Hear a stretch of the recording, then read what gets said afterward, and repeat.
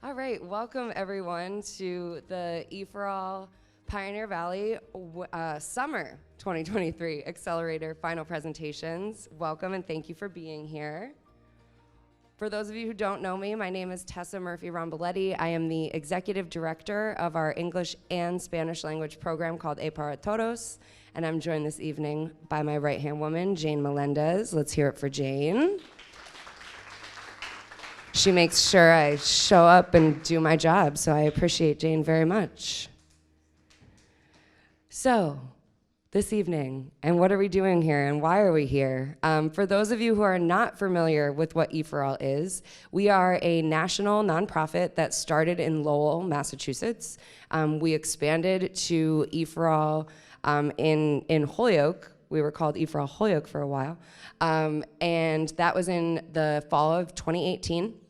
And we launched our Spanish language program in the summer of 2020, and recently in June, we rebranded to better represent the region that we serve to EforAll A para Todos Pioneer Valley.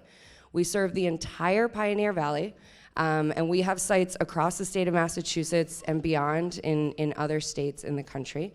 And our goal is to help people who are not typically represented in economic development. We work with a lot of women and minority-owned businesses. We're very proud of that. And what we do is provide a year-long business accelerator program, pitch contests, and a lot of networking and workshop opportunities. We're very proud of EforAll's national demographics of the people that we serve.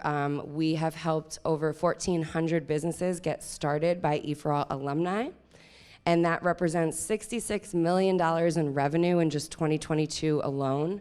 Let's hear it for some revenue generated by our rock stars, which represents over 2,000 jobs in 2022. So we're very proud of that. We're also really proud of the people that we serve. EforAll businesses are 84% women-owned, 69% BIPOC-owned, and 31% immigrant-owned, because we really believe that it's important to represent the communities that we serve. 70% of EforAll businesses are still active after 3 years, which is a little higher than the US average, so we're also very proud of that. And people always ask, how is this free? It's free because of incredible community partners who are donors and contributors to what we do. So these are some of our amazing, amazing supporters, and they allow us to provide all of these services completely free of charge for our entrepreneurs. So we could not do what we do without them. And of course, thank you to our friends at Holyoke Media, Scott, Johan, Natalia. They're a dream team. This place is absolutely incredible. How many people have never been here before? Yeah, amazing, right? They just opened in over the summer, and it was after like 10 years of fundraising and development. So this is an incredible community resource, and I encourage all of you to look into becoming members. It's free to become a member, and they just have a lot of really awesome resources that anyone can access. So yes, it's free, girl. It's free. You don't have to be a resident of Holyoke. No. Well, boy, why wouldn't you live in Holyoke, my friends? Thank you, Whit. Oh, shucks. So we just really appreciate them, and we're so glad we are able to live stream this evening for friends and family and mentors who are not able to be here with us in person. So we love that, so thank you. But of course, we are here because of our incredible entrepreneurs, so let's give them a round of applause.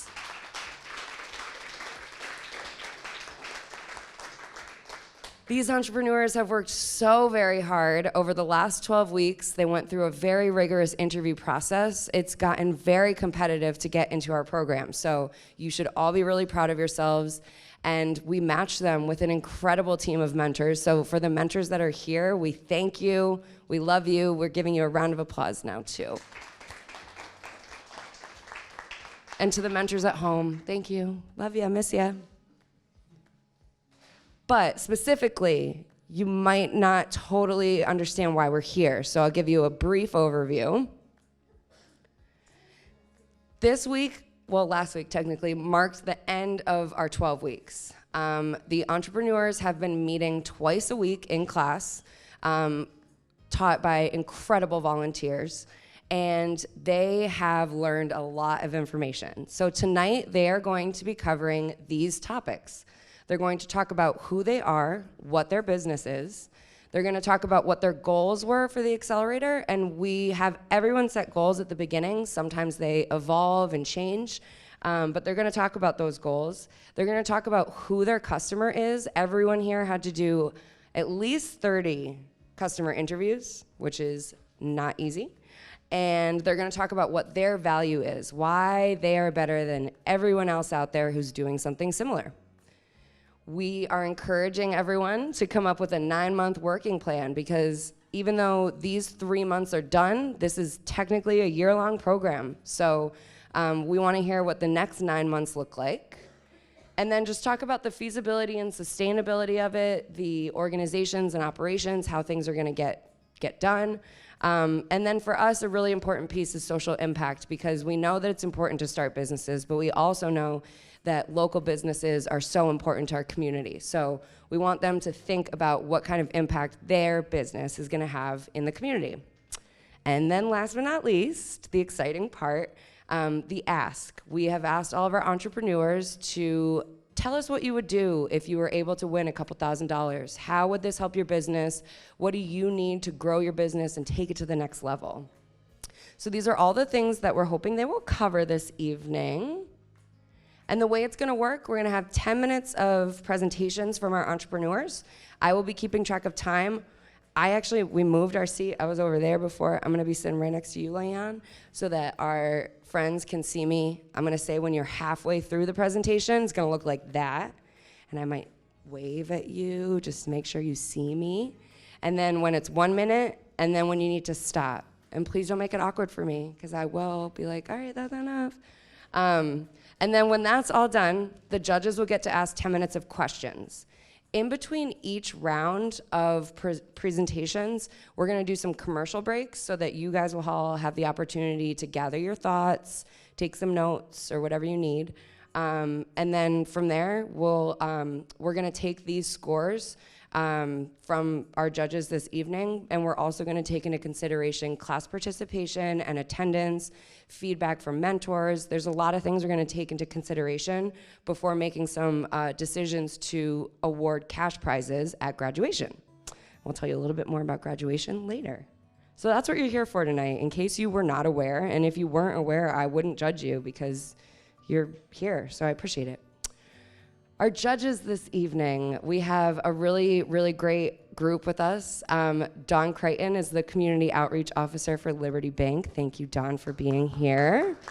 This is Dawn's second night. I got her for 2 nights. Appreciate you. Tracy Gaylord, she's at the Granite State Development Corporation. Thank you, Tracy, for being here. Jay Kozak is actually a returning volunteer for us. They've volunteered in many different capacities. So Jay is the Small Business Loan Officer at Common Capital.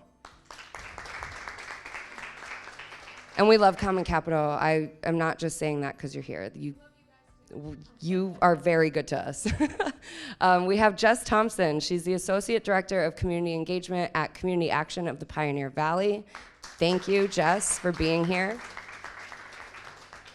And Leon, I should have asked you before I got up here. Tell me. Drznowski? Okay, great. Leon Drznowski. He is the Financial Services Manager and Compliance Officer at Big Y. Yes.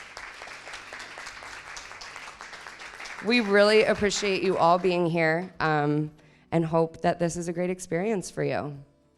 Let's hear some final presentations, huh? But first, oh wait, no, we took the other one out. Great. Awesome. I left it at the end. This is our second one, So who's up next? I mean, who's up first? Sorry. Kelley.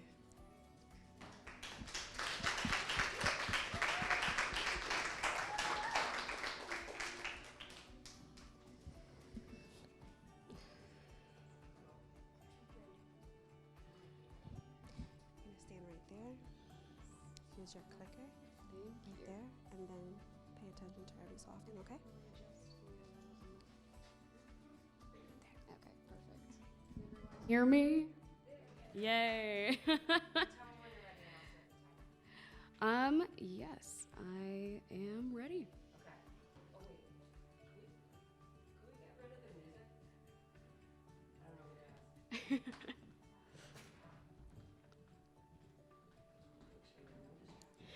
Thank you.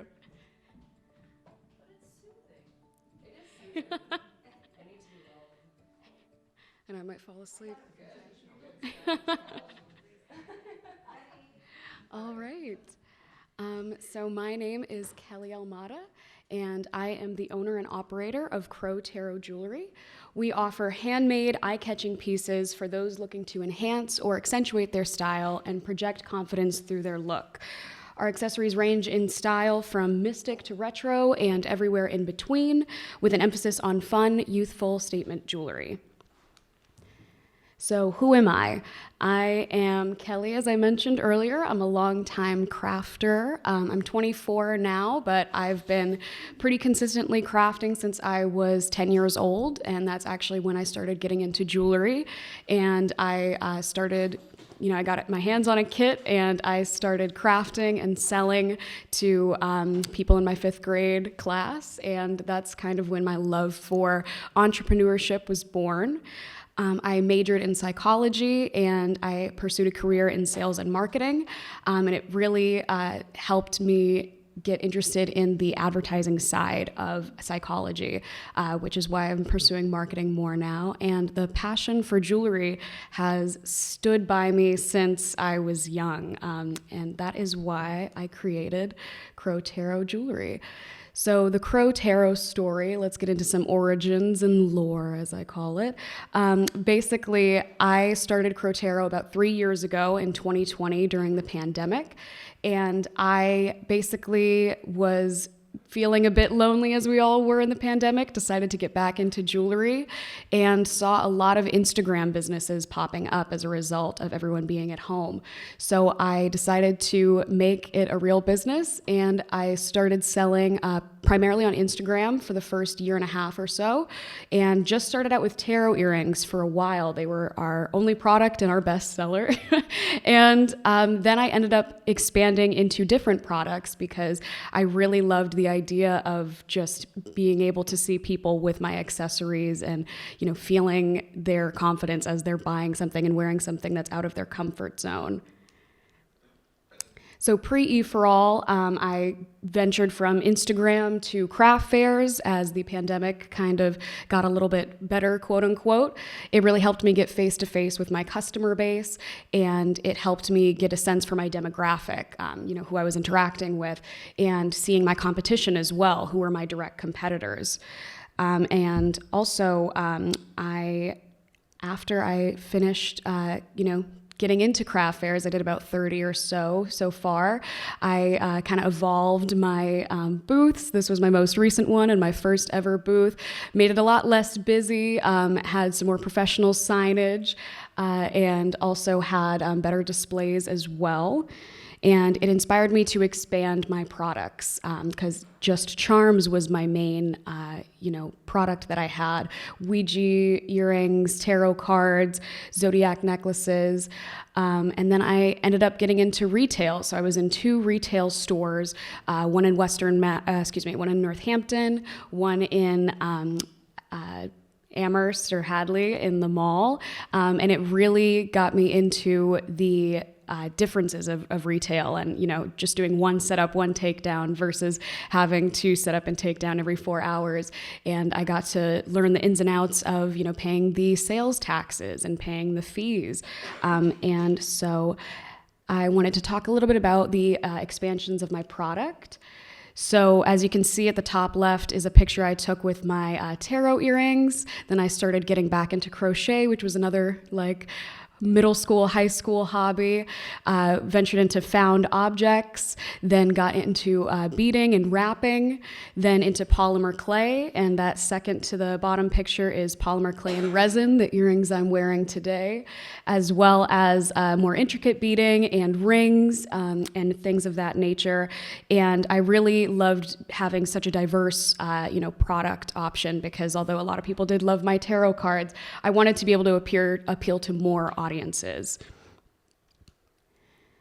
And that brings me into my glass workshop. So I recently took an intensive 4-day, 40-hour glass workshop where I was able to expand my craft and learn how to flame work, which allows me to make pendants and earrings for a lot lower of a cost. And at the moment, it takes me about an hour to 45 minutes to create these pendants. But by the time that I keep expanding my craft, it could take me about 7 minutes to charge the same amount as, any of these products here. So I just wanted to show some of my stuff there and explain how I can advance my craft profitably. So Accelerator goals. The first one was social media, to post more actively on Instagram and TikTok, publish my website with at least 3 of my best-selling products, and track my finances so I could be able to price everything and get everything sorted. So in terms of the progress, I was able to create a social media calendar and plan out my posts. I expanded my content where I took a lot of new product pictures, and I'm going to be expanding into TikTok as well. So right now I've been focusing on Instagram, but my demographic is really on TikTok and Instagram with the age group. Website, I got the content down, the front end design, and I should be finished with the back end design by this week and getting it live by next week. And then with finances, I was able to do projections and pricing and outsourcing. I hired a bookkeeper to help me with everything, so that has been nice. Stretch goals, I have a lot. So I have expanding into e-commerce, keeping my social media up and running, and then retail expansion. I want to get into at least 10 stores by the end of 2024. Now, just some product photos. I'm going to breeze by these quickly because I'm running out of time, but just showing the evolutions of before and after. EforAll had inspired me to kind of change the look of my branding and be a little bit more, warm and colorful, appealing to that young audience. And as far as my customer and value proposition, I found out from my surveys, the target demographic is 18 to 27, mostly women or non-binary or female identifying. Unique styles, they are interested in a mystical, occult, spiritual type of style that's trendy but not too mainstream.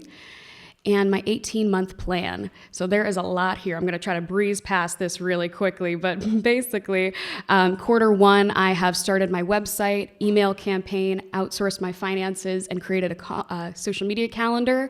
By Q2, I want to upload all my inventory, officially start my email campaign, start a business relationship with 3 stores, and take more content for TikTok. Q3, I want to finalize a partnership with 3 stores, start working on loan presentations, analyze my SEO and keep adjusting, as well as getting more followers by Q3 by adjusting my social media. And then analytics, reach out to tarot readers that I want to partner with so they can be selling my earrings as well. Partnerships with more stores and reach out to influencers. Q5, I want to hopefully get some loans and then finalize the last 3 partnerships. Keep working according to analytics and start designing my own tarot cards. And then by Q6, I hope to have over 1,000 followers on Instagram and over 300 followers on TikTok, as well as getting ready for holiday prep and finalizing partnerships with the last 4 stores. Now, as for financial feasibility and sustainability, I have raised my pricing to be able to hit these target goals, and I plan to hit this by the 18-month mark by really taking advantage of the multi-channel revenue streams.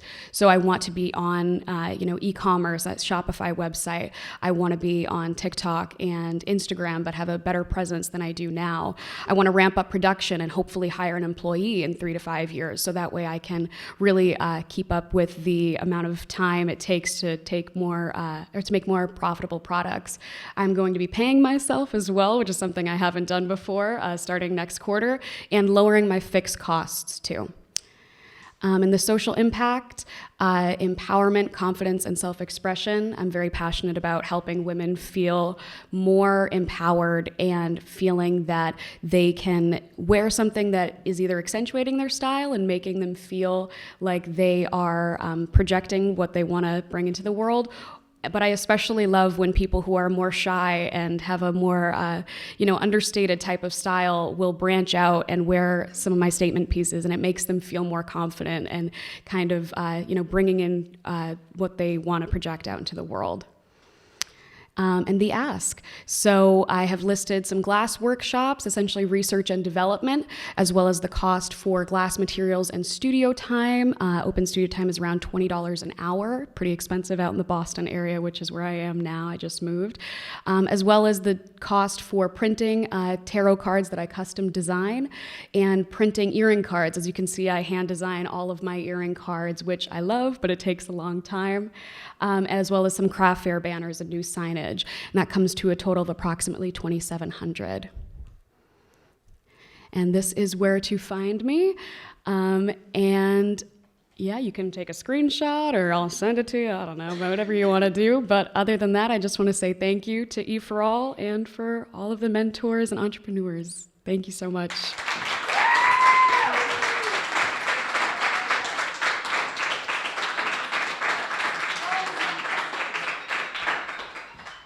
Yet. I forgot about questions. I was like, whew, I did it. All right. Any questions? I'm just going to let you guys decide who wants to just make sure you hit the preamp. Very well done, by the way. Thank you so much. You seem very comfortable and definitely passionate about what you do. And that's probably the most important thing that I can give you for feedback is that if you're passionate for what you do, you'll be successful. Thank you so much. I have one question for you. And only because most of your business, it sounds like, I know you're going to be in stores, but you're also looking for e-commerce as well. Yes. And there's a lot of fees that are associated with selling online, as you probably already know. Right. And one thing that we forget sometimes is making sure to include those fees in your pricing structure so your margins stay the same. Have you had an opportunity to take that into consideration? Thankfully, I actually was working with someone that EforAll connected me with, different person than the bookkeeper, but someone that was helping us with accounting.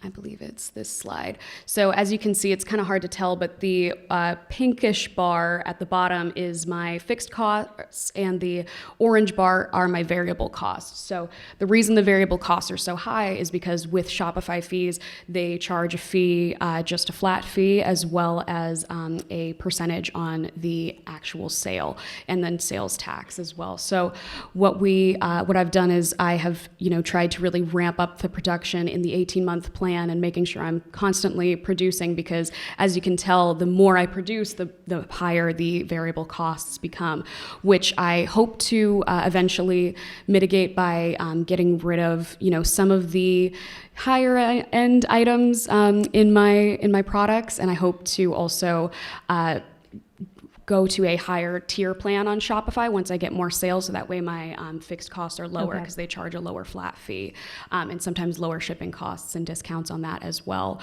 So this is just taking into account the Shopify, but technically there would be a lot less fixed costs for craft fairs and retail because they just charge the fee for the month and then the sales tax essentially. Good. So, and then my other last comment and question, I'm very proud to hear that you hired a bookkeeper. That's probably one of the hardest things for a small business to realize is sometimes they need a bookkeeper. Yes. But my comment or feedback on that, always trust but verify. So just make sure you still keep an eye on your books. Thank you. I appreciate that. Good luck to you. Thank you so much. Hey, Kelley. Hi, Jess. So you have aggressive goals for, can you guys all hear me? Okay, cool. Aggressive goals for getting into different retail space. Yes. So I was hoping you could tell me a little bit more about what's your plan for making those kinds of contacts, and the kinds of research that perhaps you've done about what the standard is for those kinds of partnerships? Sure. So as I mentioned, I only have experience with retail stores in Western Mass, so I do plan to do a lot more research. I've done some, basic research on essentially, I don't know the exact term for them, but ones that have multiple artists. They're like kind of co-ops in a way, but there's a lot in Boston, thankfully, a lot more than in Western Mass. However, they generally have higher fees per month, as well as sometimes taking a percentage of each of the sale, which is something I need to factor into. And I also want to factor into where they are. So for instance, Brighton and Allston, very my demographic, college kids, pre-college or post-college age, more, off the mainstream type of style. But I kind of plan to do exactly what I did to get into the other retail stores, which is just walking right in and getting to know the owner, showing them, my products, a little bit about my business, getting a sense if they have kind of the same demographic or if there's any direct competitors within their artists that they already are showcasing, and just following up with emails. I have worked in sales for 5 years, so I'm very good at being annoying, as I put it. Persistent.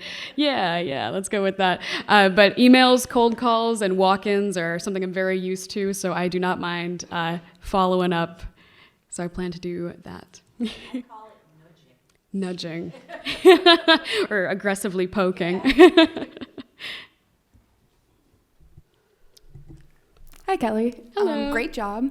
Very you. cute jewelry, too, by the way. Thank you. So you're looking to go into 10 stores by the end of next year. And you mentioned that you have gone into glass, which lets you do more for cheaper. Yes. But as far as the other products, what's your plan for ramping up production to be able to give 10 stores inventory and keep up with that? Sure. So I guess this is easiest explained by showing the different products. So for example, with these, charms, of course, are the quickest to make. Can take me anywhere from 7 to 10 minutes for a pair of earrings to 10 to 30 minutes for a necklace. However, crochet I do love, but I have realized that is not going to be my demographic because those each took an hour to an hour and a half for those like chokers. Found objects is also pretty easy. I can either just attach a hook or put a hole into a little like mini brand or little animal figurine.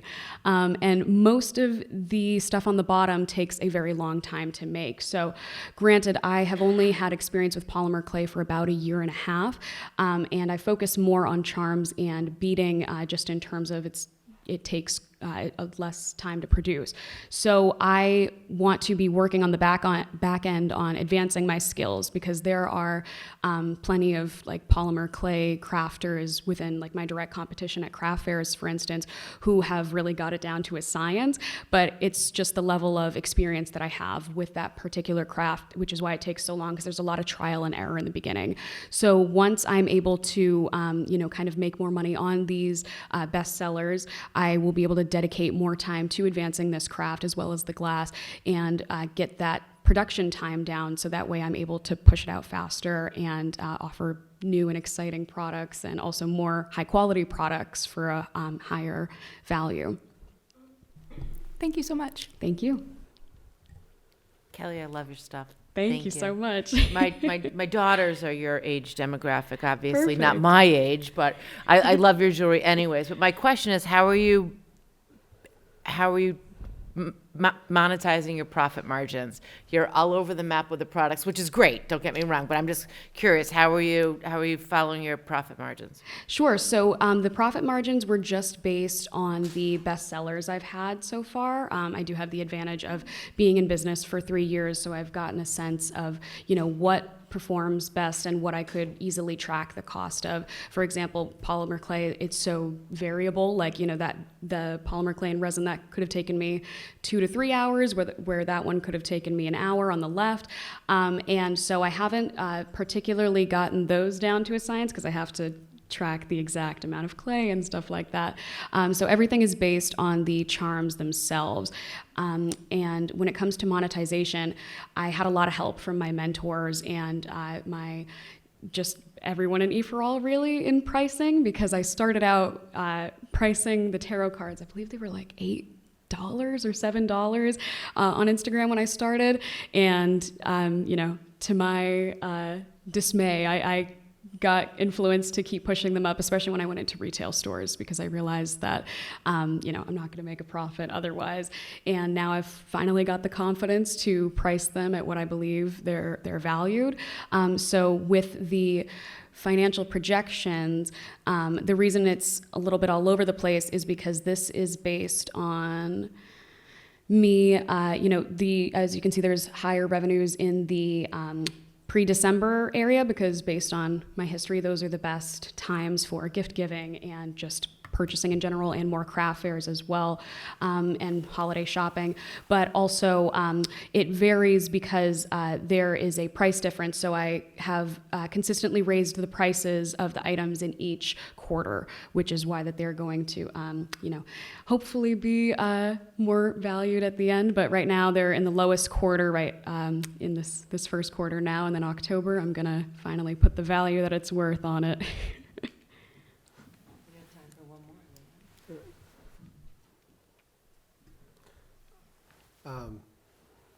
Great stuff. Thank you. Don't wear any of it, but it's very. You look great, really. Yeah, looks. I think it's very. This sounds maybe very saleable. It's I think a great item. I think that I'm just interested again in your. What do you think your split would be versus direct sales versus wholesale? Because seeing as most crafts, because of the price you have to sell to a store, Right. versus what you could get at full retail doing craft shows, but then you're limited how many craft shows you can do and how many outlets and things like that, because sometimes you're looking at those costs. Do you have an idea of what you're looking for how much direct versus retail?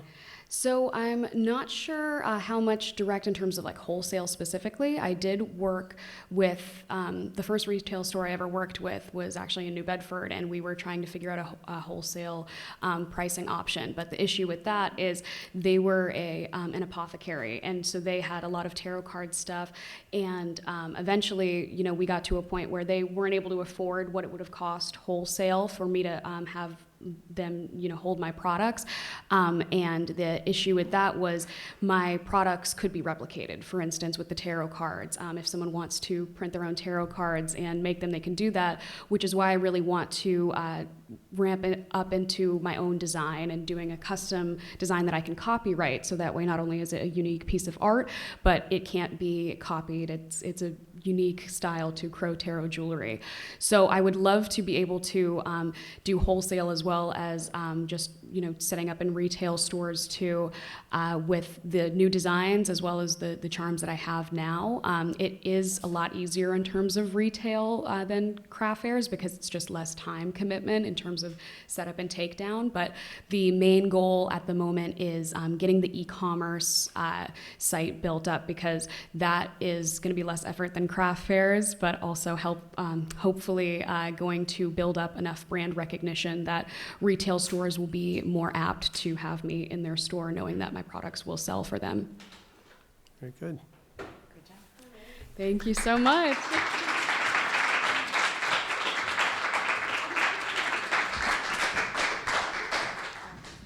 Great job, Kelley. Wow. All right. Commercial break, everyone. We're going to let the judges take their time, give some, provide their feedback and notes. And I'm going to talk about our Winter Accelerator. So now that we are wrapping up for our summer, we are getting ready for our Winter Accelerator. If you didn't know, EforAll runs twice a year. So right now we are preparing our next cohort. Our program is completely free for anyone that doesn't know. It's virtual. We have several classes that are in person. Deadline to apply is October 26th. And you can just visit us right at EforAll.org, or you can also reach out to us at pioneervalley.org if you want to ask, just set up a meeting, ask some questions about the program. But as of now, the deadline is set for the 26th at 11:59 p.m. We are going to be getting ready fairly quickly. I can't believe it, right, Tessa? We're just wrapping up, and now we're getting ready for another one. It's like yeah. It's fun stuff. Fun stuff, fun stuff. I love it.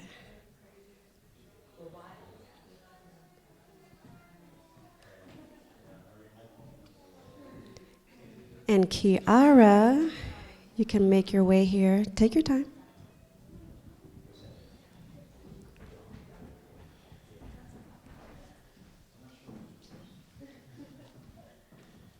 Okay.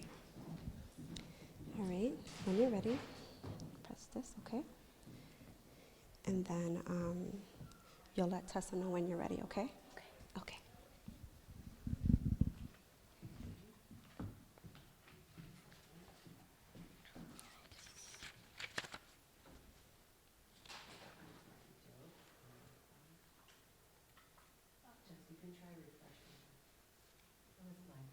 No, it's okay.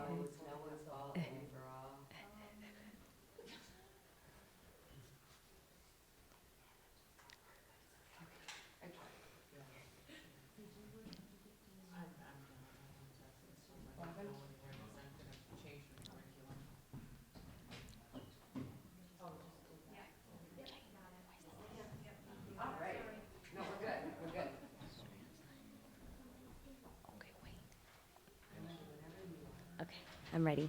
Can you hear me? Yes. Okay.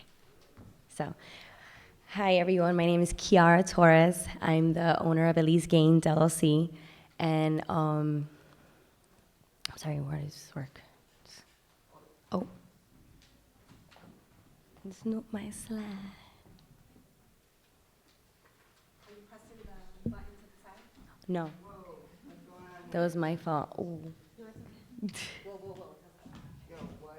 I'm sorry, Tessa. No, it's not you, it's me.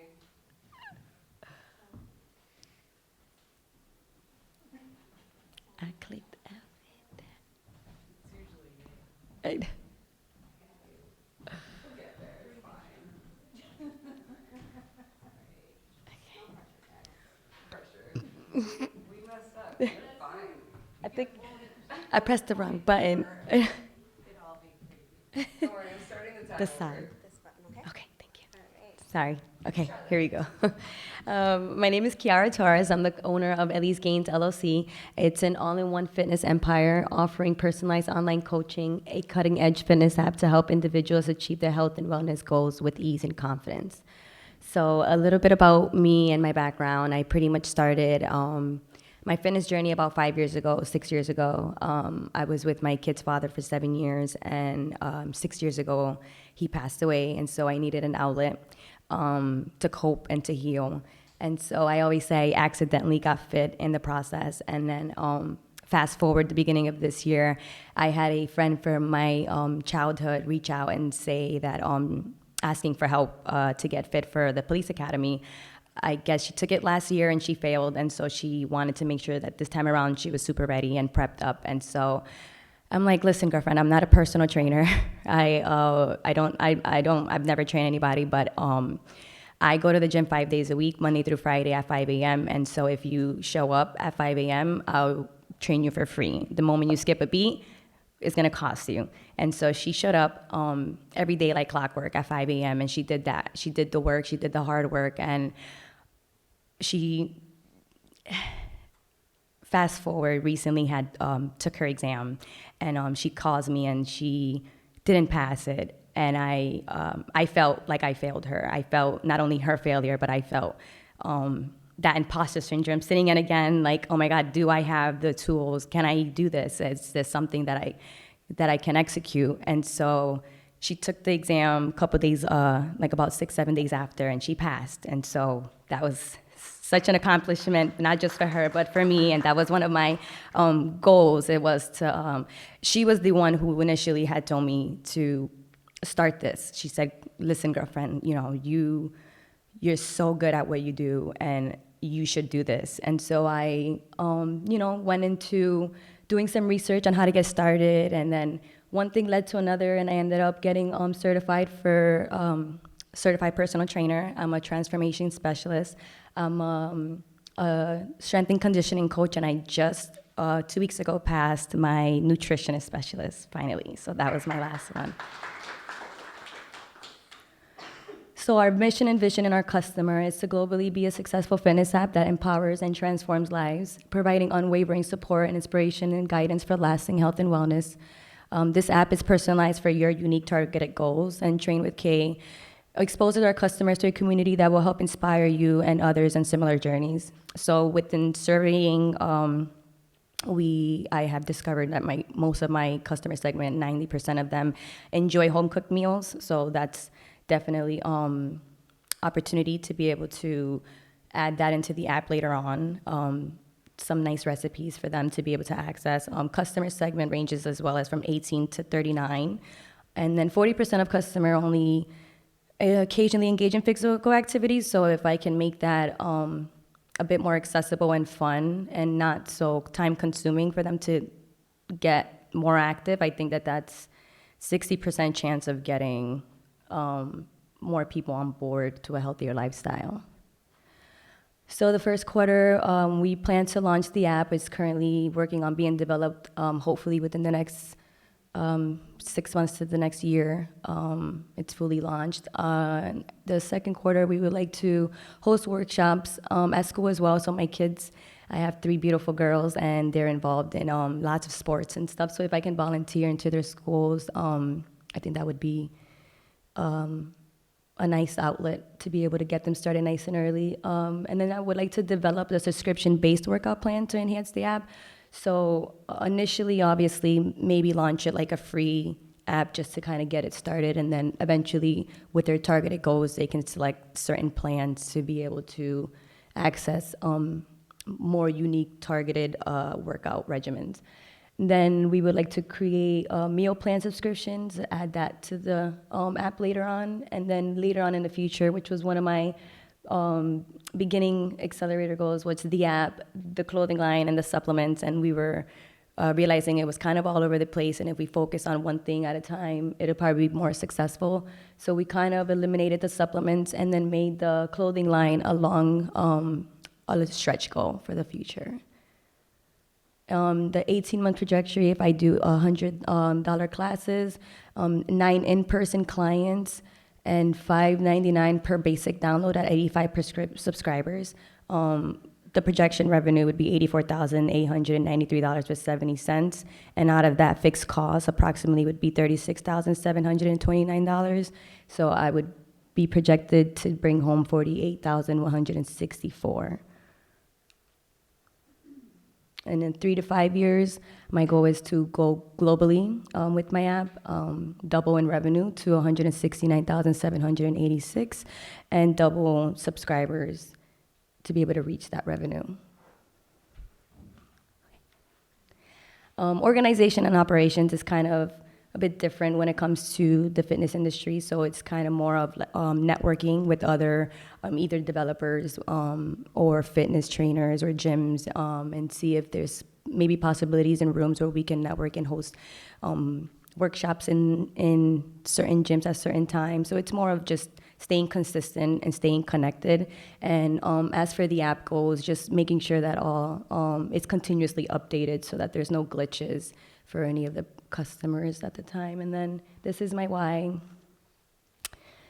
My 3 girls, this is where I would love to just continue to watch them grow, and I would love to meet my great-great-great-great-great-great-grandchildren one day and leave them an empire. And so my social impact is to continue to keep them active to a healthier lifestyle, and like I said, but that volunteer potentially in their school, in either Girls on the Run or Project Coach, whatever at the time that the opportunity at hand is given.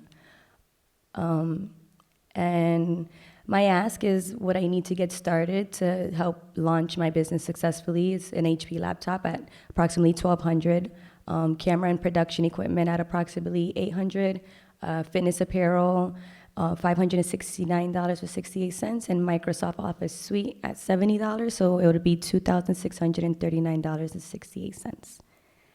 And that'll be all for today. Thank you so much for your time.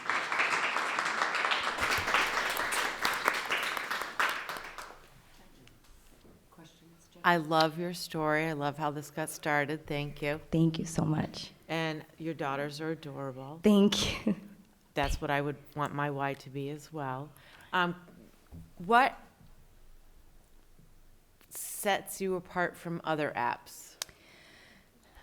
I want to say it's more of me. I want to say that the relatability to my clientele and the access that they would have to be able to tweak certain things. I've been through so much in life that I would like to help them find their why, so that it can be a journey, a lifestyle for them, versus just a temporary project that they're probably just working on because they want to hit a certain goal and then fall off. I want them to have the tools to be successful in the long term, so that they can give those tools to also their children and grandchildren. And one more question, then I won't hog it. Your fitness apparel, what does $569.68 get you for fitness apparel? What is that? So pretty much different types of outfits, so that it's not the same outfit in the same video if I'm creating content in each one. And so to be more consistent in creating content, it would just be but it would, if I'm not mistaken, I calculated 10 different outfits and 2 different pair of sneakers. Thank you. You're welcome.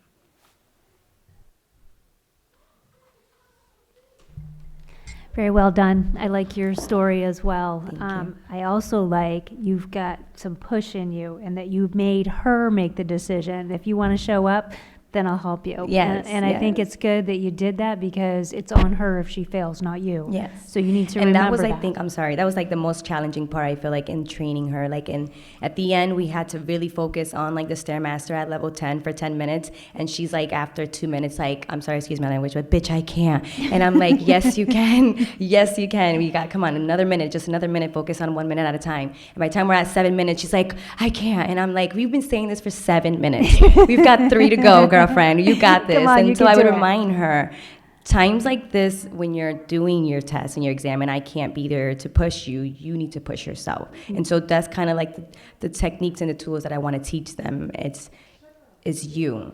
Nobody can do it for you. If I can pick up your body and drop it off when it's ready, I could, but I can't. And so Right. you need to do that, you know? Right. So I think watching her throughout the journey and then hit her goal was so rewarding. It was very rewarding. It is, It was and I- very assuring. I think that that's a way, because I had the same question that Dawn did. I think that's certainly a way that you can differentiate yourself, because there are a lot of health apps out there. Yes. And, you know, I think that yours is a little bit different. Yeah. And I think that you really need to hone in on your skill of telling your why and getting your friend to let you tell her story. Yes, thank So, you so much. I appreciate good luck. that. Thank you. Great job. Thank you.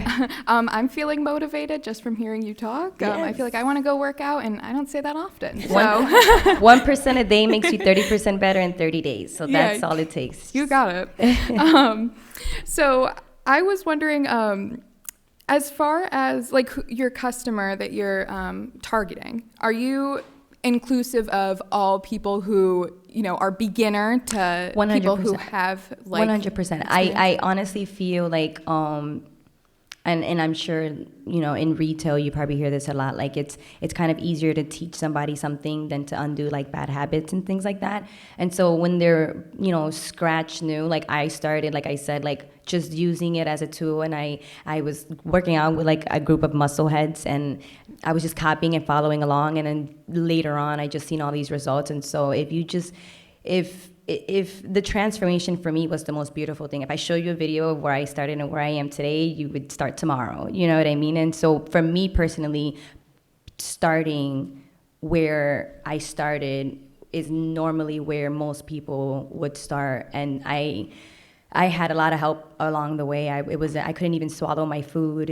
Eating was such a challenge for me. And so I've had like where I lost my weight. I had where I couldn't gain more weight. I've had like so many issues that I feel like I can relate to each one. And my favorite is the very beginners, because once you teach them and something clicks, they just take that with them forever. And just to look down and know that that's where like you started. Like I can't wait for her to graduate, and I know it's like it's her, but it's like I feel like I'm the one graduating, you know what I mean? Like I'm the police officer, and it's like, so it's just that much more rewarding when you start from the beginning and you see them accomplish all the goals that they came to you with. I think it's my favorite part.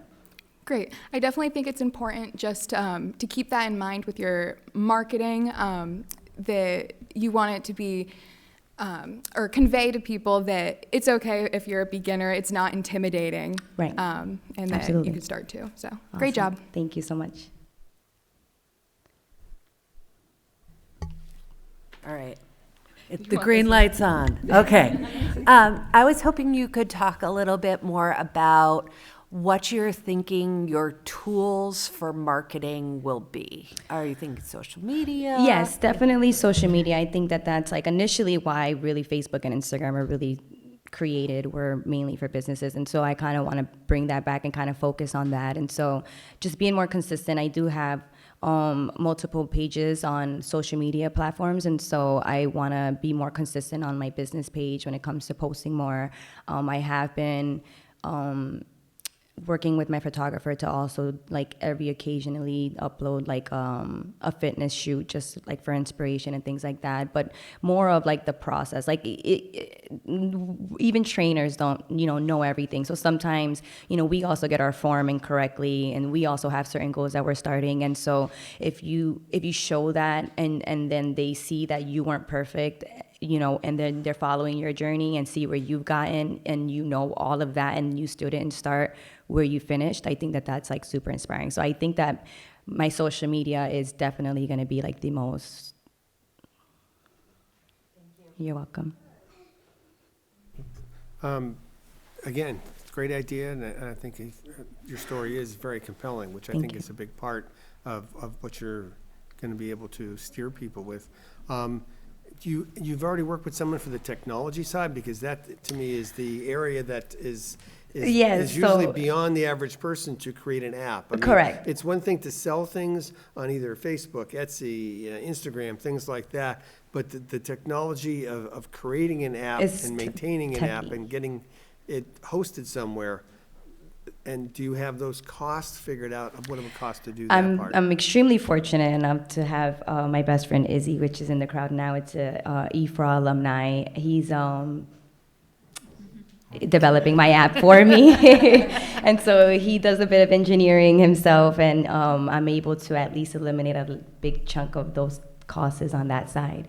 Eventually in the future, obviously, he also has his businesses and things going on, and if things get a little carried away where I might have to hire somebody to kind of like help out, I haven't gotten to that yet. I know it's a nice, pretty penny, but I'm very, very grateful for Izzy at the moment. Good job. Thank you.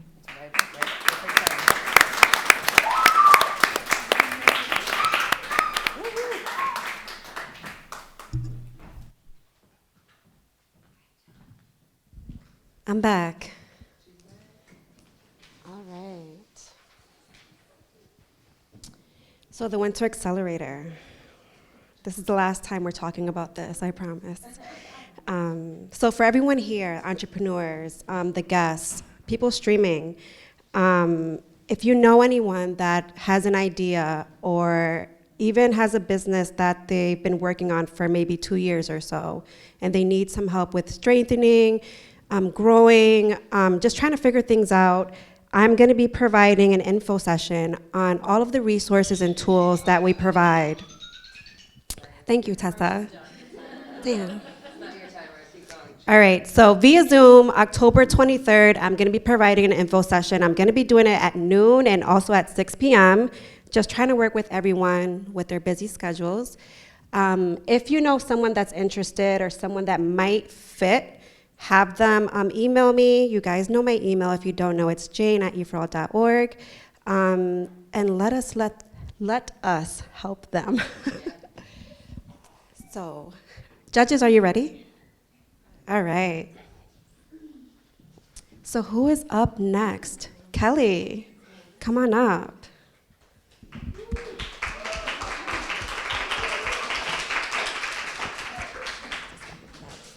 Yep, and you let Tessa know when you're ready.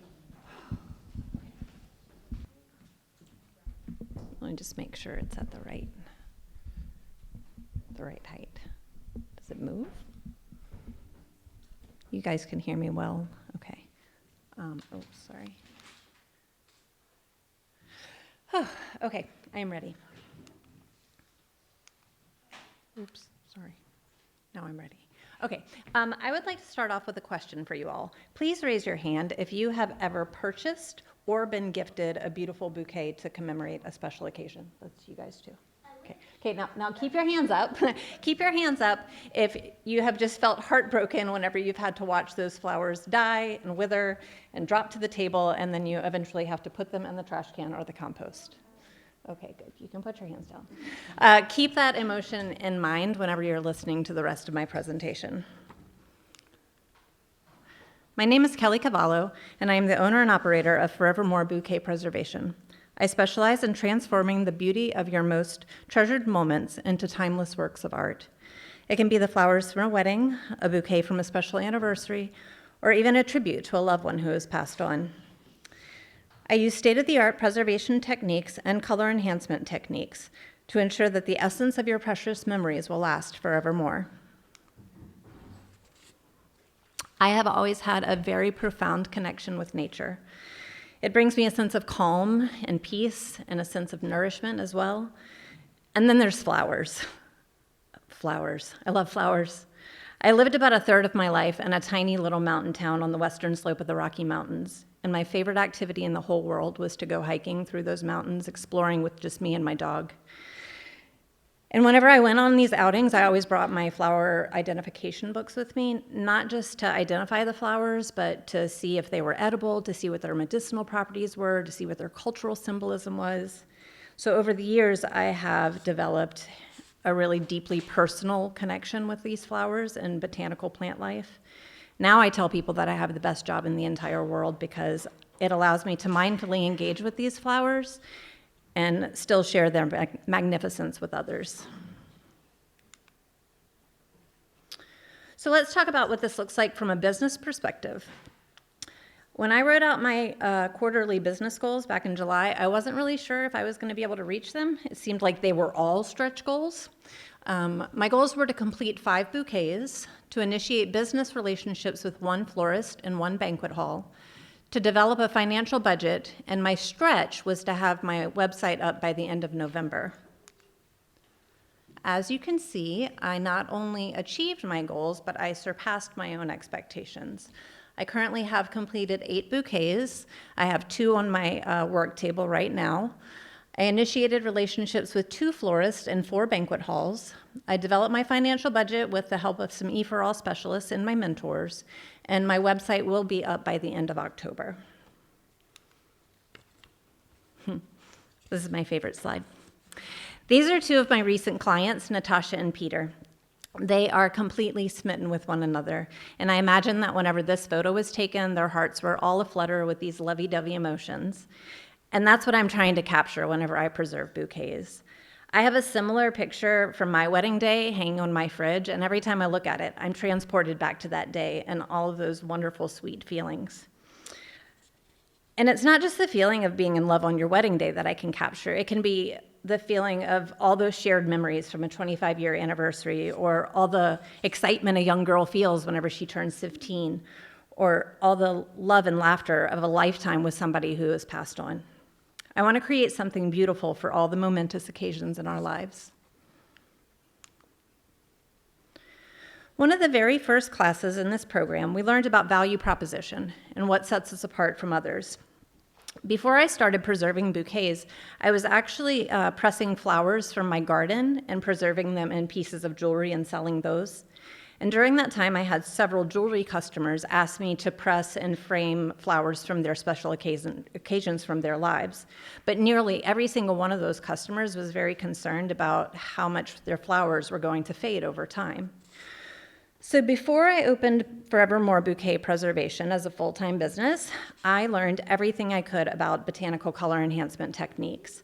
I read books, I watched videos, I joined the Worldwide Pressed Flower Guild, and I connected with flower preservationists all over the world to learn a variety of methods.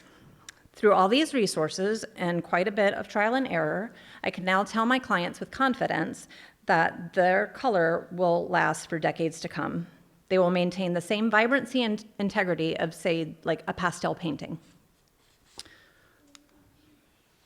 If you're a sentimental mush like I am, oh, you really can't see the difference in those colors, then you might already be sold on this business.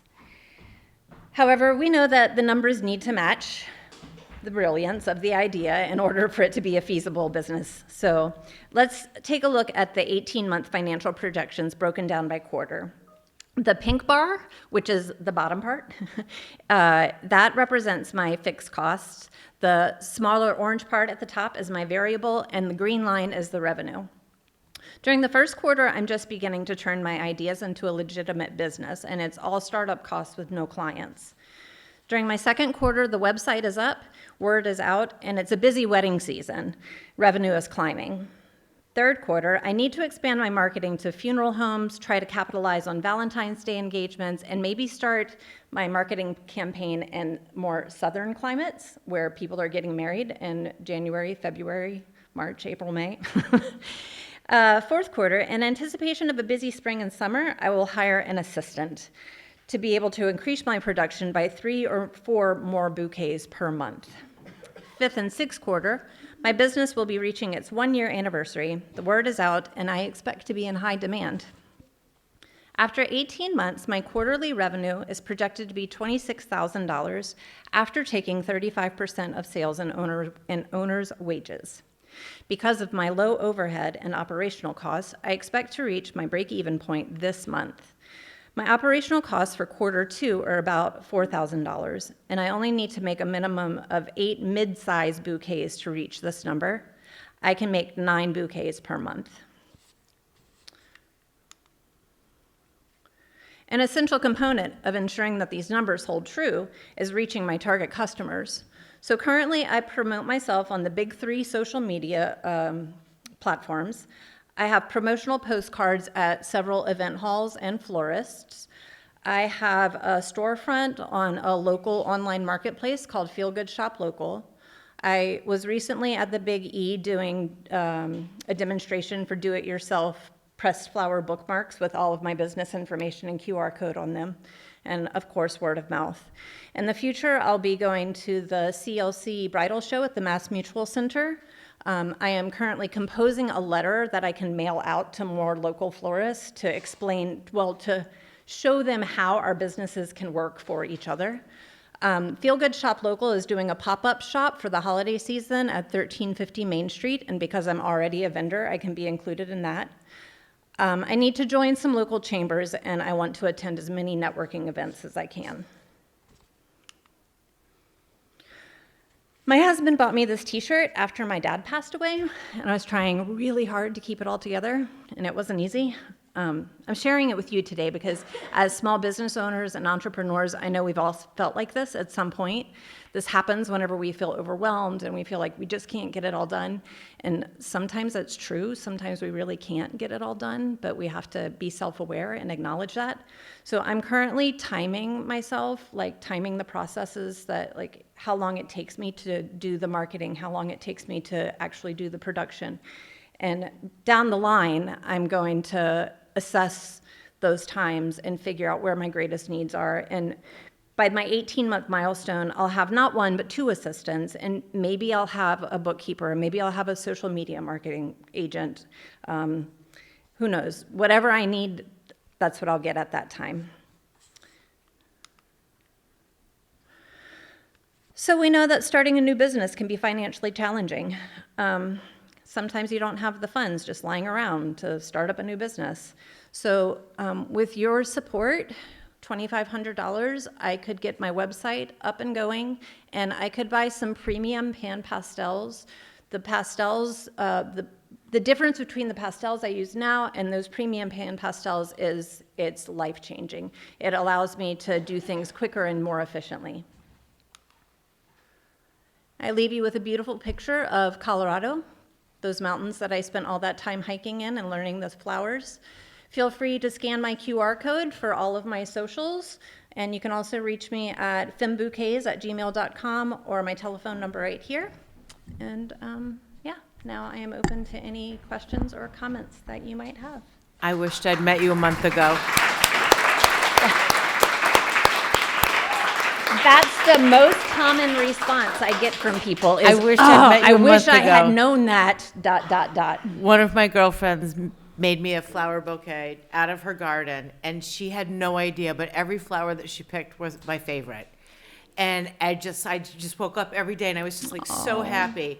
And then when it got dried out, it was really gross. I was like, I saw you picture like what it really looks like. emphatically raising your hand whenever I asked the question at the beginning.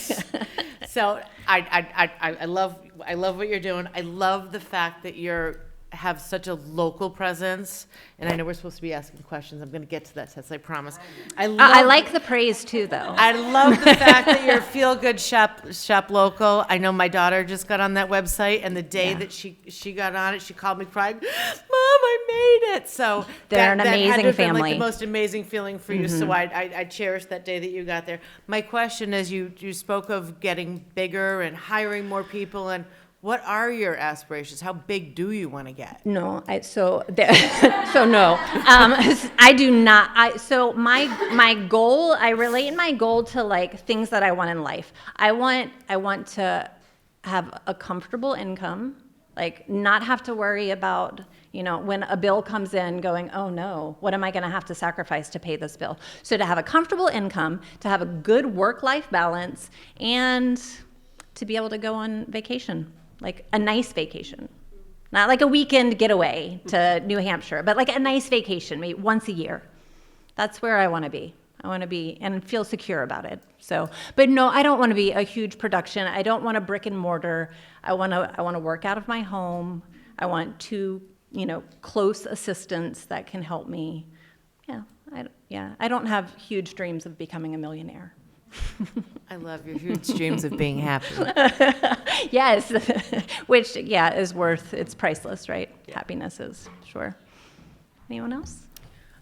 I have a comment. I know we're supposed to have questions, but I'm following in Dawn's thing. So I work for Community Action right now, but I used to work at the Northampton Chamber of Commerce, and there's some Northampton Chamber members and board members out there. Woo-hoo. And I would just say that I would really encourage you to think about networking with event planners, because that relationship, the relationship that they already have with their clients is a little bit different than like a banquet facility. And I think that that relationship would translate to purchases. It would be marketing time, networking time well spent. So are you like event planners, like in general, or like wedding planners? So I believe the woman that you introduced me to, she would fit in that category, correct? Yes. So I did sit down and meet with her, and Was she it also Lynn? Tessa's been great for me. She also introduced me to the event coordinator at Valley View. So yes. Yes, and then there are like private businesses, there are entrepreneurs themselves that people hire to come in and do the whole shebang, right? Like, so they're working with the wedding couple from decision one to last decision to like the actual event. And because of that, they're developing a big relationship. You also know that if a couple is investing that kind of capital into the event, they're going to want memories, and they've developed the relationship, and they also maybe they're less budget focused. Right. And I wonder if like that bridal show that I was speaking of, if that would be a good place to connect with There are a if lot they- of like if they will bridal be there? networks. Yeah. And the other thing I might think about taking a look at, I'm not sure what the operational, if somebody has a bouquet and they're in Boston and you're in Western Mass, what's the process of getting that bouquet to preserve it? So either they have a family member who lives in Western Mass, and we can meet up somewhere. I don't want to travel too far; that takes too much time. I live in Springfield, and I would rather them come drop them off in my home. But I can also part of my future plan is to get some custom packaging made, so I can mail the flat box to them that has that's all pimped out with Forevermore bouquet preservation, congratulations, yada, yada, yada, with a packing kit inside of it with all the directions on how to ship your bouquets to me. So I could take bouquets from all over the country. In that case, just a thought, marketing on wedding website places, because that's the kind of thing that somebody would give to a bride or a groom for a shower present, right? Yeah, I spoke with Yes. I spoke with the Knot and Wedding Wire, and they're not inexpensive. So I spoke with my mentors about it after I was like, yes, I want to be on there. I want that seal on my website that says as seen in the Knot. I felt like that was really important, but we decided to wait a year to see if that's even necessary. Because what if because there's so on the Knot, whenever you type in floral preservationist, you put in your city, and I talked to her, I would be the only one who pops up in all of Western Massachusetts on the Knot. So I was like, well, that's bank good. Right there. Yeah. But it's also not a great thing if you have too many people coming in and you have to turn people away. So that was something that we were going to reevaluate after a year to see if it's something that's necessary. I mean, I really I want the notoriety of it and to, Hey, y'all, look at that. I'm on the Knot. But yeah, I think I do need to wait before I dish out that money. But it is a great idea.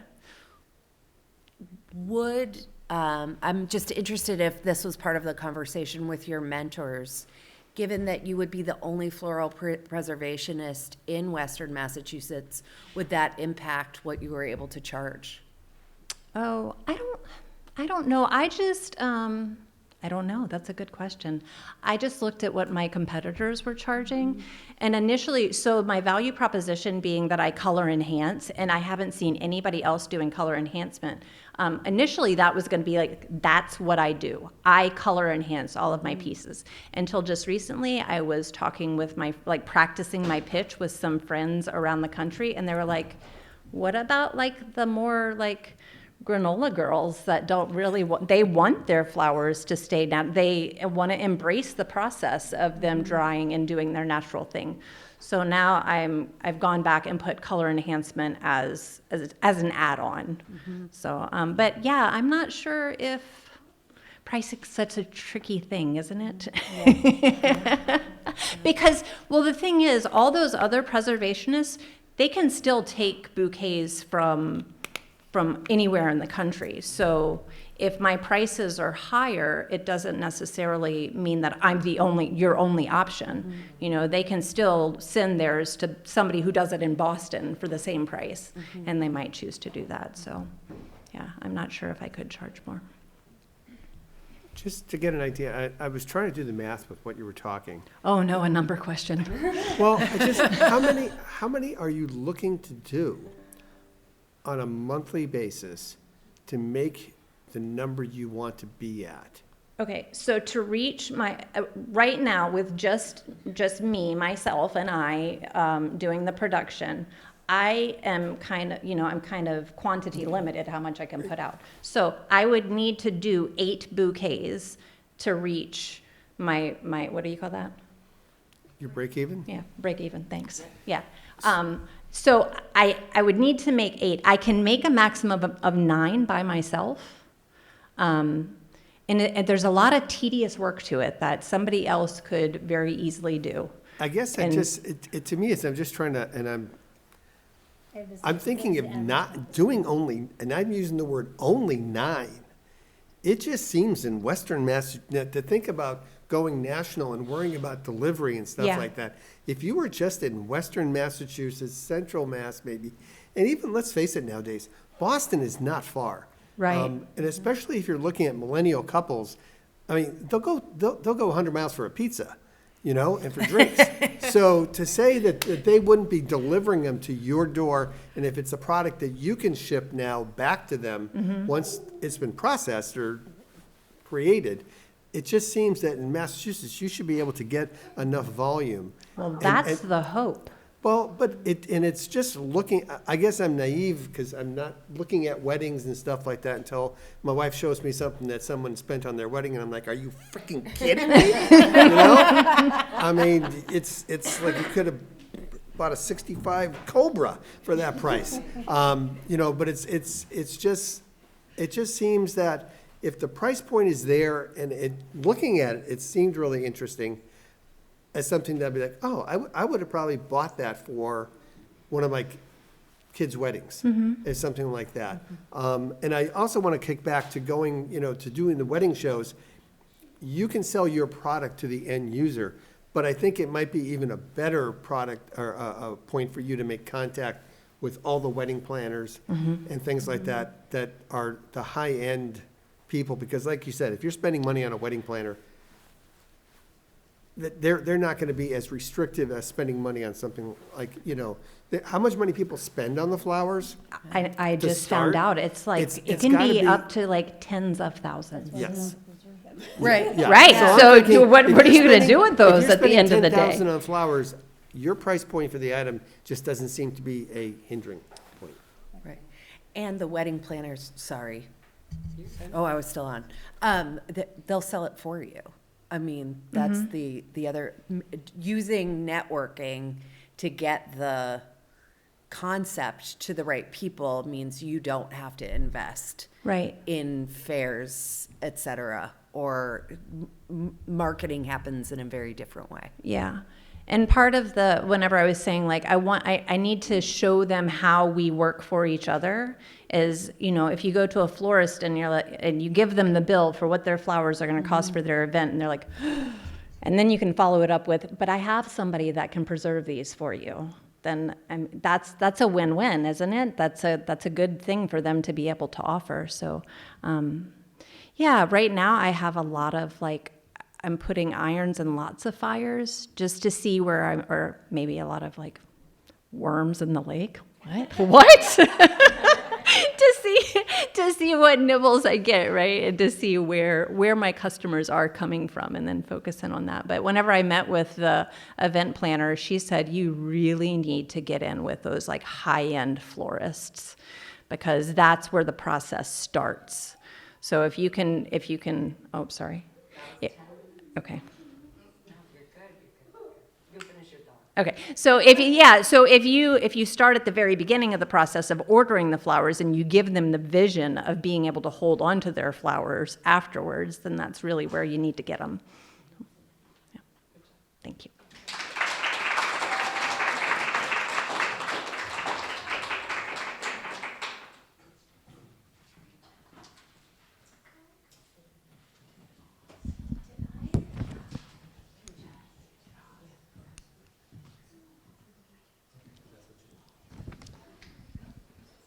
I have the flyer now. So if you were here yesterday, I was talking about Liberty Bank, and they are providing an academy for small business owners. Very exciting. These flyers are on the table as well. But they have an academy starting October 24th, and it is virtual. It is free.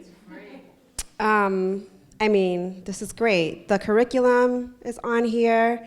Their virtual classes, Tuesdays and Thursdays. Oh, look at here.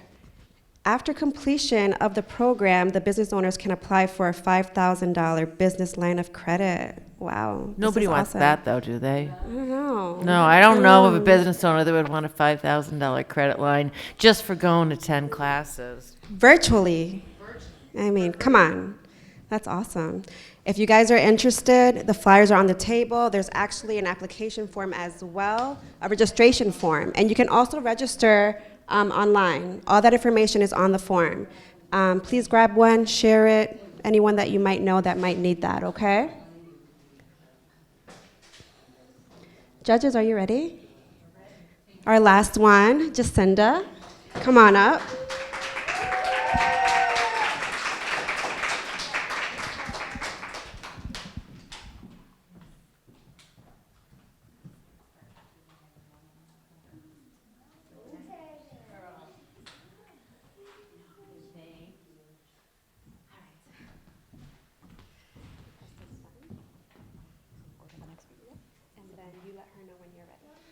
I'm not.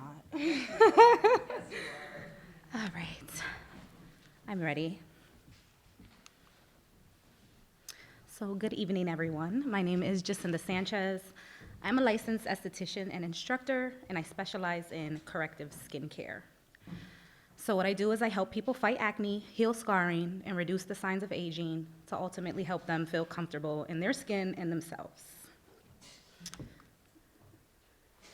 So a little more about me. I'm 30 years old. I'm a mom of one. She's right here in the front with me tonight. I have been a licensed esthetician for the last 2 years.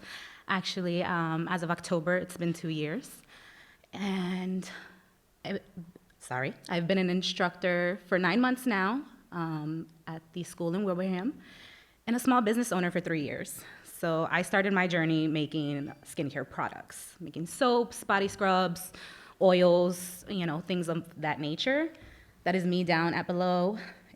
I used to do a lot of vending, like tabling and stuff, so it was a good time. So 12 weeks ago when I started this program, I was already goal-oriented. I get a dopamine kick from achieving goals. So I was excited to put these out there. My first thing was to no longer be a cash-only business. For a long time, I was just only accepting cash, Cash App, Apple Pay, things of that nature.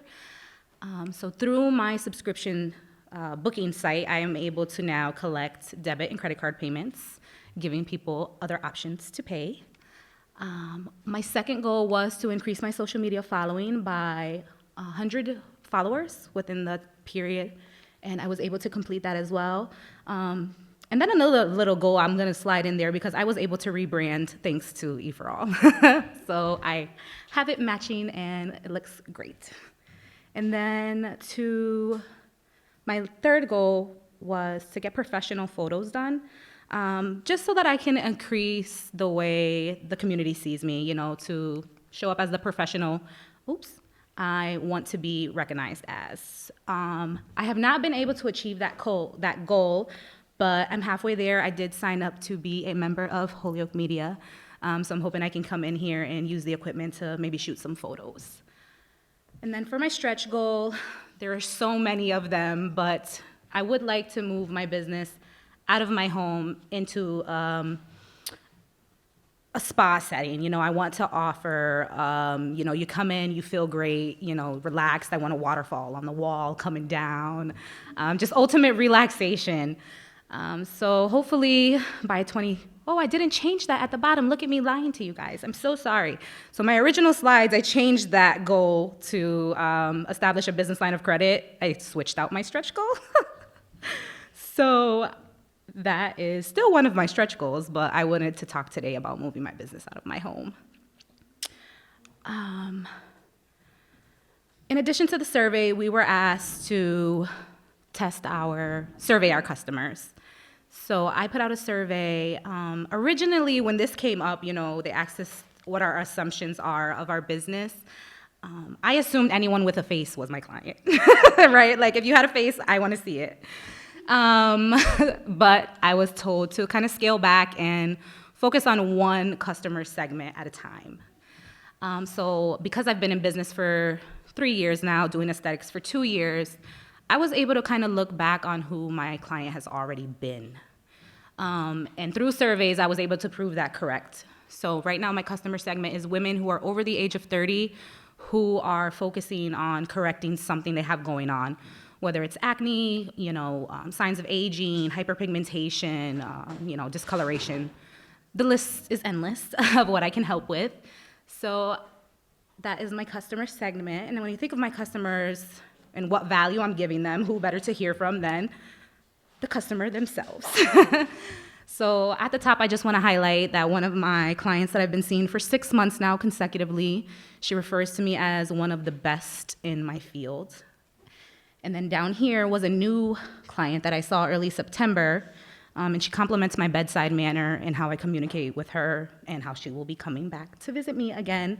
And she has actually booked to come back and see me. So I just want to offer my clients results, right? If you're coming in, you're paying for these luxury services, I want to be sure that you're getting what you're paying for, but skincare comes with consistency. Consistency is key. So when I think of the next 18 months, right, in my head, I'm like, if I can see 36 clients a month, I can generate this revenue.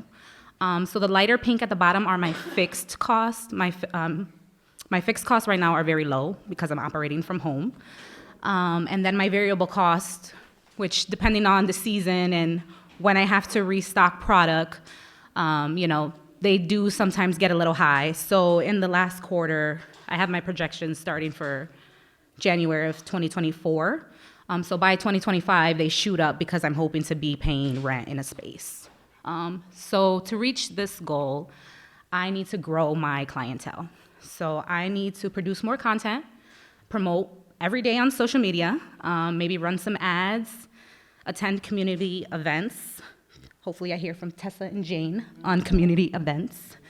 Word of mouth, right? Because that's the most important when somebody can be like, I went to this person, they did amazing, you're in good hands. So word of mouth is free and priceless to me, so I appreciate it very much. Offer advanced services. I really need to get out there and give the people what my competitors are not giving them.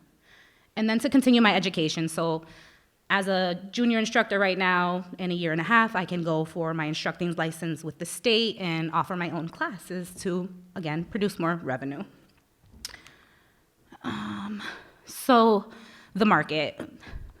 Aesthetics dates back to early Egyptians. So Cleopatra was actually the first person to look at beauty in an extravagant light. So that is, back before Christ. As of today, the global beauty market size is set to be worth $579 billion. So it is a sustainable market. It's not going anywhere. There is plenty of room to grow. And then I also put my numbers down there. After I reviewed my numbers, yes, it's covering fixed costs and variable costs, but the revenue is not really where I would like it to be. So I do know now that I need to go back, see where I can maybe cut some cost and, generate more revenue. So how do I run my operation? It's just me in my booking app and social media. I put myself out there, I network, I speak with people, I pass my card out at random places, stick it in people's cars at Walmart, throw them in boxes at Walmart, Target, wherever I am.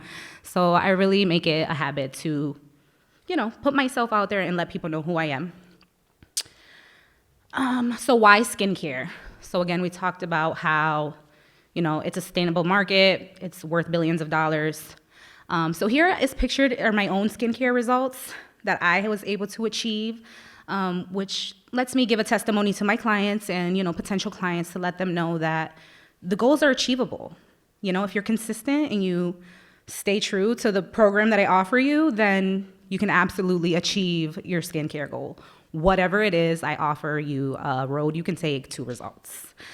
It is the largest organ of the body, which tends to receive the least amount of attention. So it is very important for people to keep up with healthy skincare, builds confidence. And then in the event that, I scale back and facials don't make me the money I want them to, there are so many avenues I can take in the beauty industry.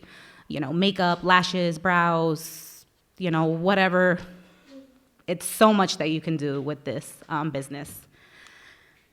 So skincare because I love it, but small business for generational wealth. So that is my little munchkin there. I do this all for her so she has a positive role model. And I can, let her know that she can follow her dreams at any chance. And then my ask tonight is for $2,342 for the following.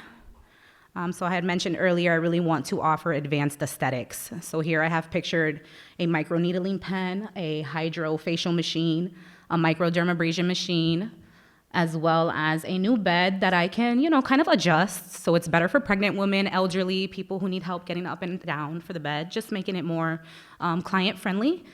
And then a small promotion budget to just kind of brand some of my scrubs and have my logo on them. And then about $1,000 for product, because my variable cost is product, and that's where I spend the most money. So if I could cut that down for a few months, that would help me generate the revenue I would like to see.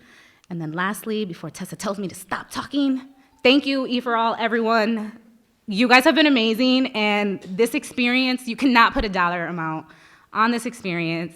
Jane is amazing. Tessa is great. My cohort has been so supportive, and I'm gonna stop before I start crying. Thank you.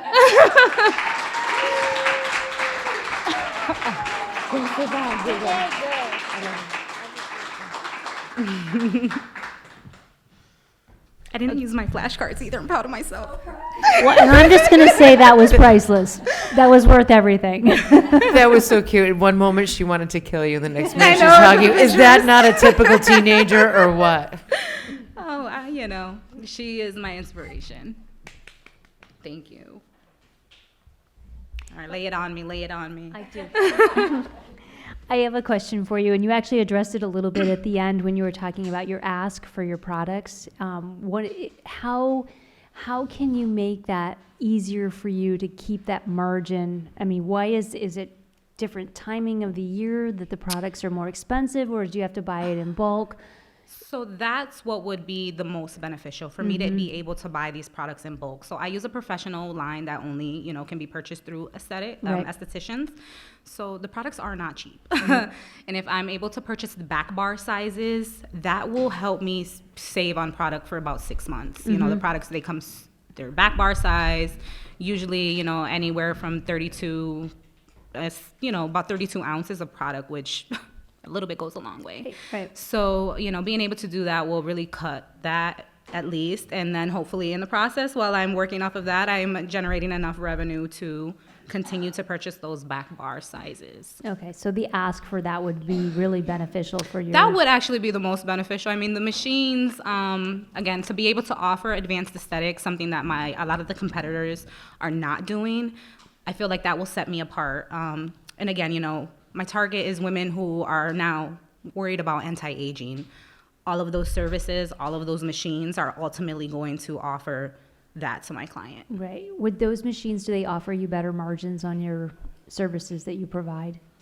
Yes. They do? Yes, Okay. absolutely. And, I'm already familiar with them. I've already used them. I have the proper training. I just got to get my hands on them. Good, good. One last question. Yes. Being an instructor, so Yes. that's a goal, and sounds like you're a year away, is that correct? Yes. So Okay. with Massachusetts, you have to work under an instructor for 2 years as a junior instructor.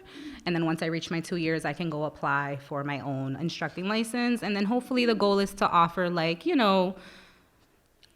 I'm not offering the state course, but I would like to offer estheticians who are already in the field, advanced trainings on microneedling or microdermabrasion, because we learn it in school, but it's not the main thing. So how will that affect your service offering? Will it take you away from that? Will you have to hire people in order to provide the services that you were providing because you're instructing, or how would that work? So I'm going to be completely honest with you, and my co-instructor's watching from back home. She's going to wring my neck tomorrow. But my goal is to really just get the instructor's license, and I will eventually leave the school. Okay. I want to do aesthetics full time. Okay. I want to be in the spa. I want to be able to teach in a different room. I love what I do. I'm extremely passionate about it. If I could do it from sunup to sundown, I would absolutely every day choose aesthetics. Got it. Thank you. Thank you. Great job. I think you touched on this. You said that you would need 36 customers a month to break even, right? So Yeah. how many can you do a month or a week if you were fully booked? So if I was fully booked, right, and let's say I'm not at the school anymore, I can see at least 20 clients a week, Yeah. and that, again, just working towards my goals. I'm at the school, but eventually want to do this full time. So I know that, again, it's sustainable. It's there. I just need, I need to take the proper steps to really reach like my goals are like 3 to 5 year goals. So I remember talking to Jane about that. Like, I don't know how to set a stretch goal for a year because everything that I know I want is going to take me at least 3 to 5 years. Gotcha. All right, great job. Thank you. Thank you.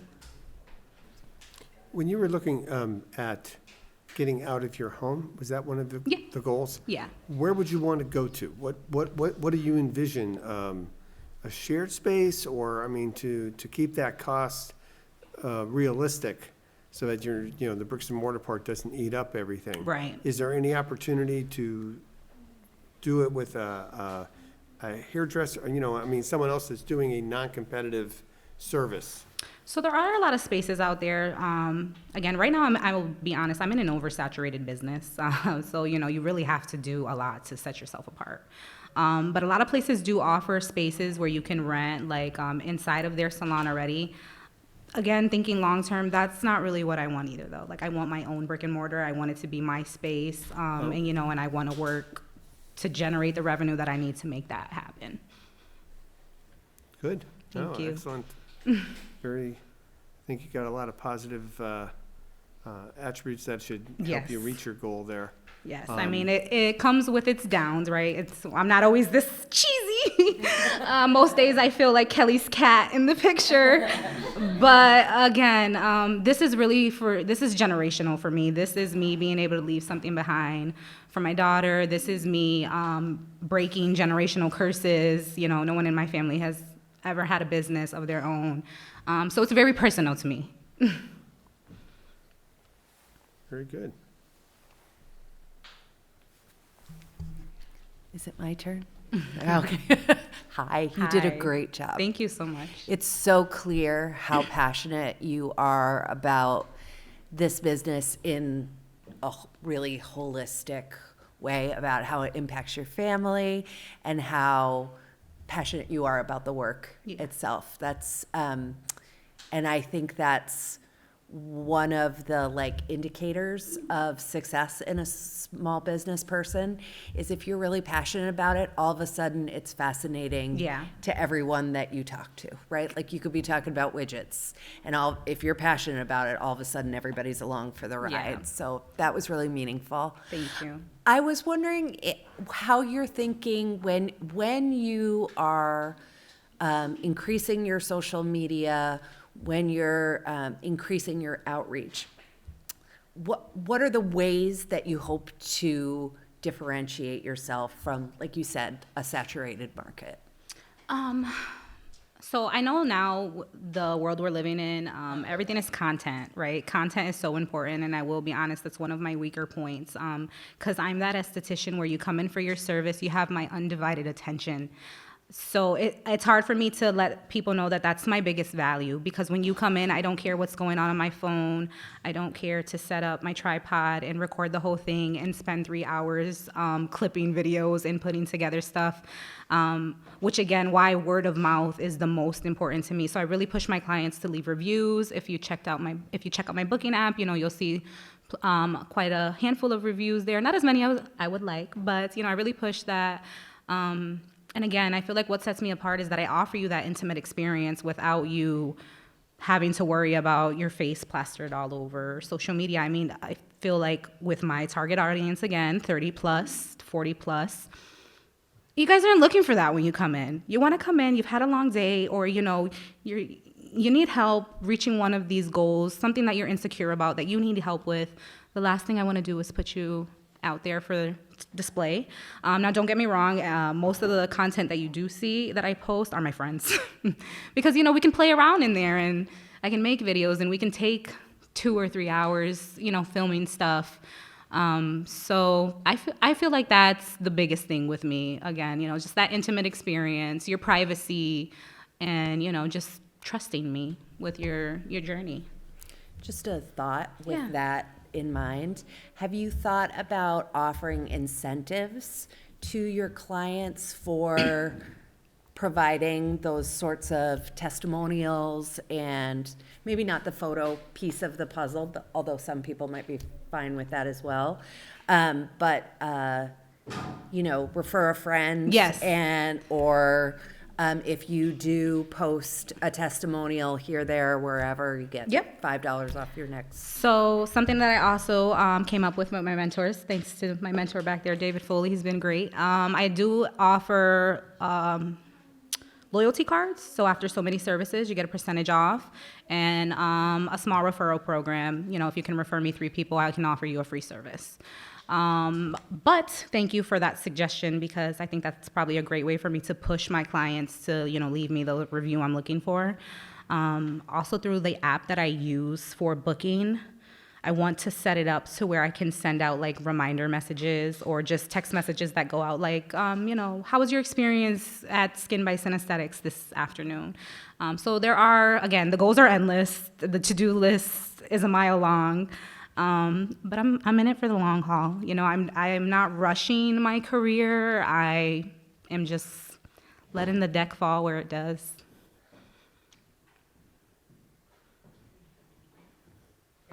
You're just about time. Great. Thank you.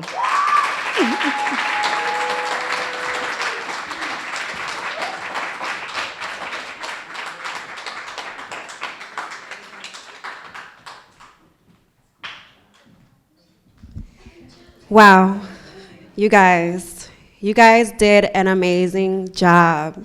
Last night, tonight, yes.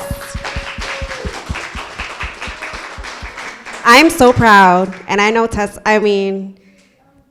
proud. You guys did amazing. You guys look like business owners up here. I just love it. Thank you, judges. You guys are amazing. Thank you so much. Let's give a round of applause for the judges as well.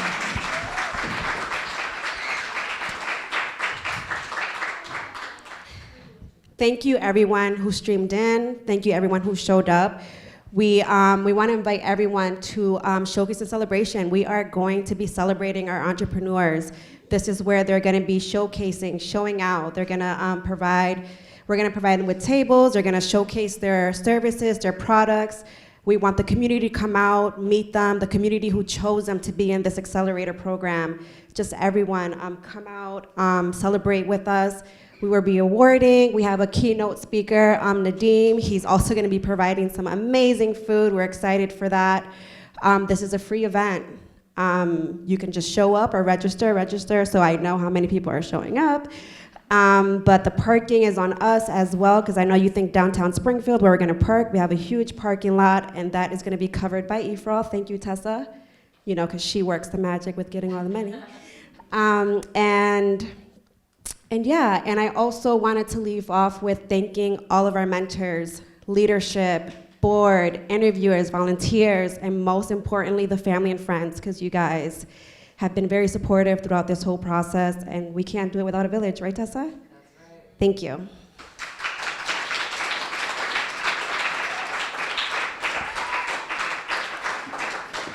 And follow us on Facebook and Instagram and all that other great stuff, please.